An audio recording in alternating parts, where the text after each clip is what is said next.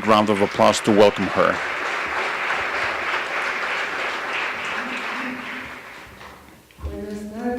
Good afternoon. I am very pleased to be here. Can you all hear me well like this? Because I've just been told about the distance to the microphone. Okay. So the first thing that I want to talk about or tell you is I want to especially thank the so many indigenous women from originary peoples who, upon allowing me to accompany them, have helped me pursue and see a different way to be a feminist.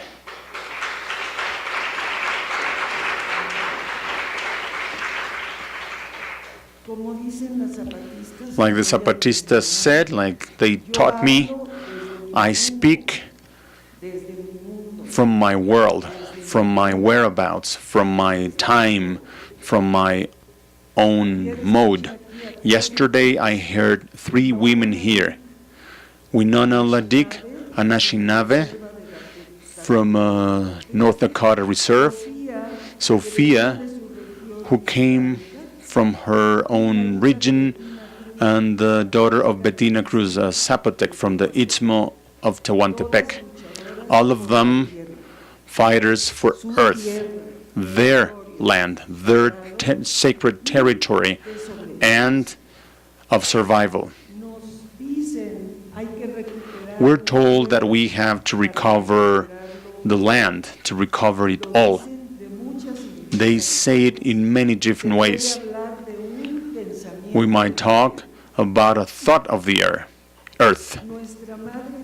Our Mother Earth and sacred earth want spirituality. Oftentimes we hear the demand of the originary peoples for their soil, their territory, and their land.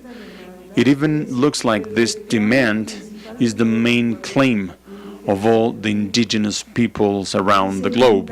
As Linda Smith said, a Maori from New Zealand, colleague of mine who has invited me to participate with them.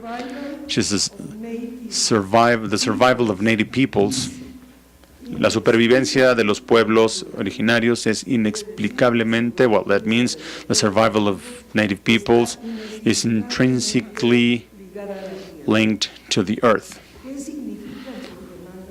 What do the demands mean for their land and their soil? For indigenous women, there are multiple significations that can be read in their relationship to earth. The symbolism of earth as a mother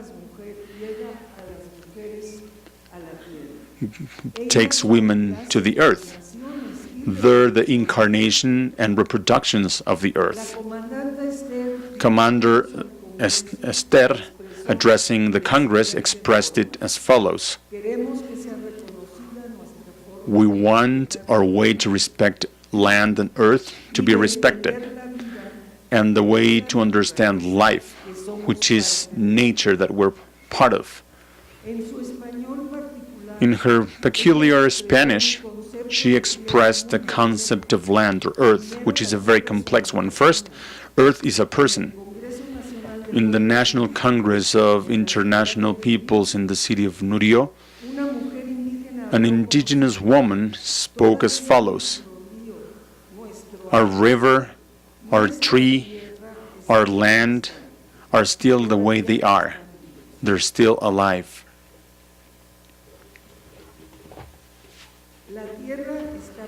Earth is alive. We have to respect it, just like we respect other beings. Some revised and updated constitutions in Latin American countries, I don't need to recall you which ones, but Bolivia and Ecuador, consider earth as a subject of right. Studies on the vision of indigenous peoples on beings more than human that inhabit the world are at the back of this interpretation. A great deal of the Mesoamerican mythology, in a great deal of it, Earth appears as a sacred place. Sophia said it yesterday. I hope she's around. She said it only yesterday. It is also the place where danger and evil may occur to those who have inhabited it. Earth is a slippery and dangerous place.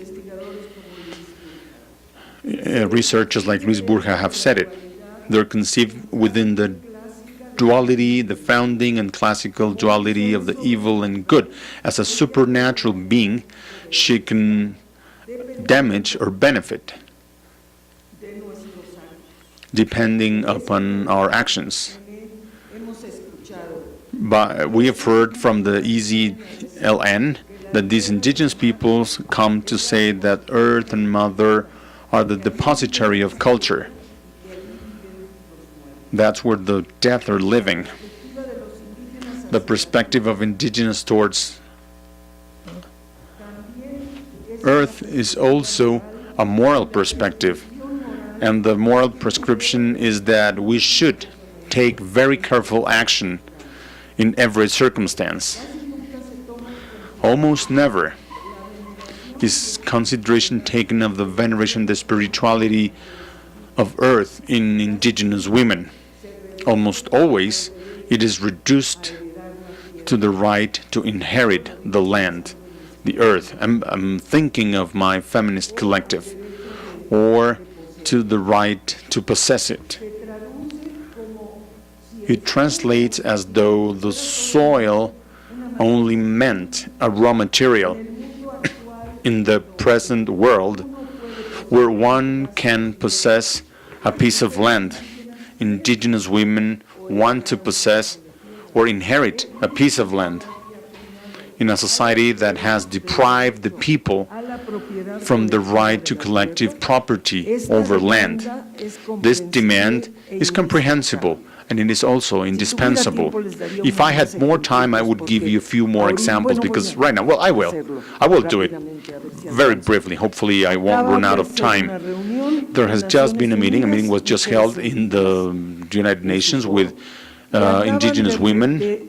There was a forum where they redefined the right to land, to earth, and they very clearly stated it's best to have the collective right to land, because the individual right to land might easily be, women can easily be convinced by their husbands or by money or by income. They can be more easily talked into getting rid of land. So, this happened just 1 year ago. This was established under a United Nations letter. They have been able to define rights over land or rights to land. Rights to land is the collective rights, and those they all imply the collectivity.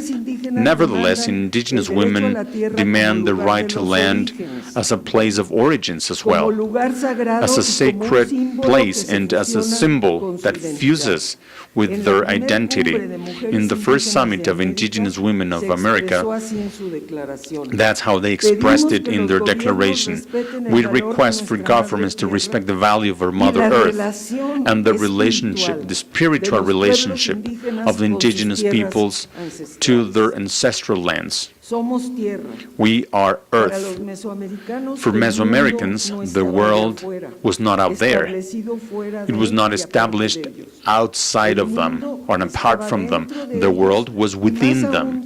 And even more so, we can say, through them. The actions and their circumstances were far more involved in the so-called Western thinking, where the self can be abstracted analytically from its surrounding.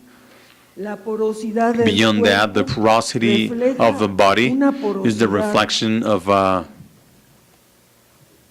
of an essential porosity of the cosmos, a permeability of the whole material world that defines an order of existence characterized by continuous transit between the material and the immaterial. The cosmos emerges literally from this conception, just as several have said it, like Claudia Alba, as the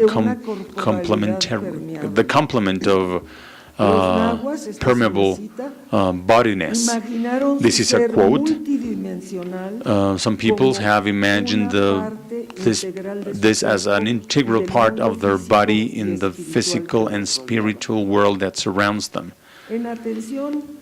In the interest of the time I've got available, I won't stop here in the theoretical, epistemic, decolonial dissertations. In words of Commander Esther, Earth is life, Earth is nature, and we are all a part of it. The simple phrase refers to the interconnectivity of all beings in the complementarity of cosmos. Beings do not separate one from another. This basic principle has been identified on a consistent basis within the indigenous medical systems, but also in the primary historical sources. I'm talking about Lopez Austin, and creates a form of human collectivity which is very peculiar, where there's almost no individuality. The self cannot abstract itself from its surrounding. There's permanent transit between the inside and the outside. Lenkensdorf interprets an expression of the Tojolabal language,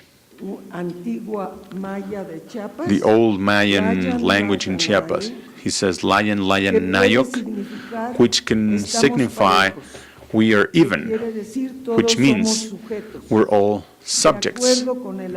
According to the author, this expresses the intersubjectivity, the basic intersubjectivity of the Tojolabal culture. This also leads us back to the preferred term of indigenous women that I mentioned early in this text. Their insistence on walking even means that they are drawing alternative concepts of gender equity from their own common heritage, which better adapt to their own cosmogony. Let me go briefly back to the collective comments that were made in the 5 Zapatista snails. This was a collective reflection that was made by the Zapatista women of each of the 5 snails. It was a reflection where among them they would talk about how they discussed or pondered on each of the terms of the revolutionary law of indigenous women. You may know that this law was passed by consensus within the Zapatista territory even before it came Zapatism came out to public light. So this law, let me go back, I selected here and now what is particularly relevant for the subject matter of this conference on degrowth. In their own voices, the Zapatista indigenous women describe their own experiences for us, their priorities, their difficulties to take leadership, their desire for change. Those voices are very relevant to deeply understand the process through which Mayan indigenous women are walking, emerging, accepting, and collaborating in the Zapatista proposal. We had a magnificent example last March 8th, when 9,000 women arrived at the Zapatista territory and they were accepted at the very last moment. I mean, all the women that wanted to participate, they were all welcome. That's a different subject, of course. I have a quote of one of these Zapatista women. In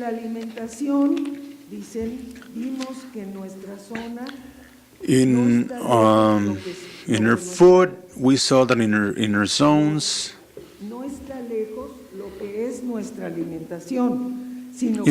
our food is not far. I mean, the way we eat is not far, but we as colleagues have to keep the traditions of our grandparents, what they did before us, what they ate, what they fed on. They do not stop growing their plants. We shouldn't stop growing what's ours, like chayote, yuca, pumpkin, and everything else that there's in our community. If we do not do it, if we do not produce, we're going to starve to death. That's where malnutrition comes, because we do not eat what we've got. Another short quote: we work in the farms, we grow our natural food, such as corn, bean, coffee, and others. In several snails, they have originally methods of cultivation. This is something we could call agroecology, which is broadly present here with all of you. In several of those snails, several original methods have been prepared for growing, for cultivation of autonomous subsistence, never absolute, because they're always very self-reflexive and self-critique. They say, no, it's not absolute, it's not autonomous survival, absolutely, but they made incredible progress.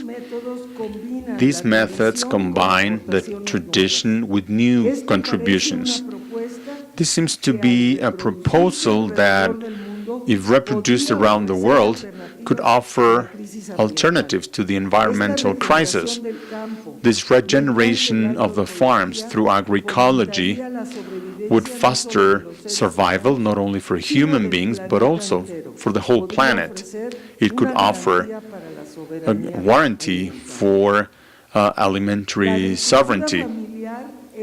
Family agriculture is the subject matter pursued by the United Nations around the world. The Zapatists have gotten ahead in the project when it comes to promoting it for many years. One quote by them: culture is working the land. Another quote: they're not going to be able to take away our culture from us. They say, we're not going to allow it. We continue to work on the production of everything we need, of the seeds and all the necessary stuff. The seeds that we continue choosing and preserving. This is an invitation to own culture, to the ancestral traditions that the Zapatista people have provided and used for their land. In this refunctionalized tradition lies the improvement of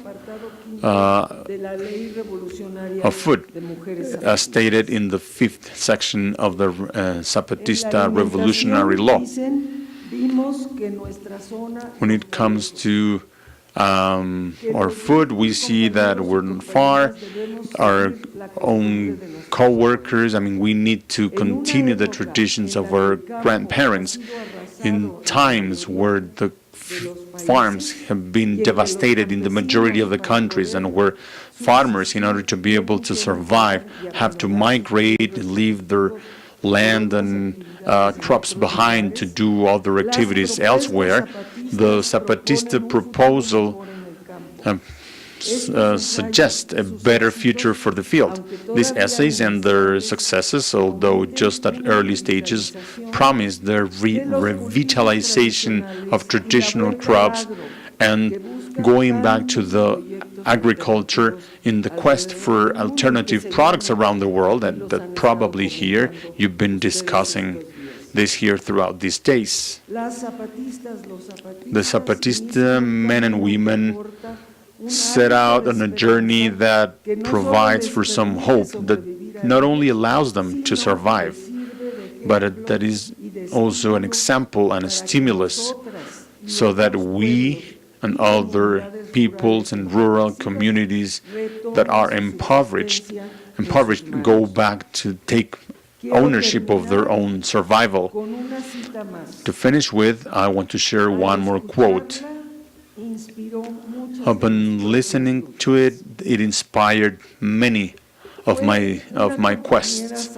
It was a Zapatista colleague, a woman, a promoter of education in Oventic, who said, it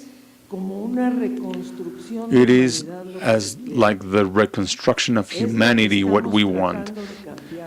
This is what we're trying to change, another world. That's what we want. It is the struggle of everything we're doing, men and women, because it's not a fight of women and it's not a fight of men. When you want to talk about a revolution, it is that they go together. It's even for men and women. That's what the fight is like. Thank you very much.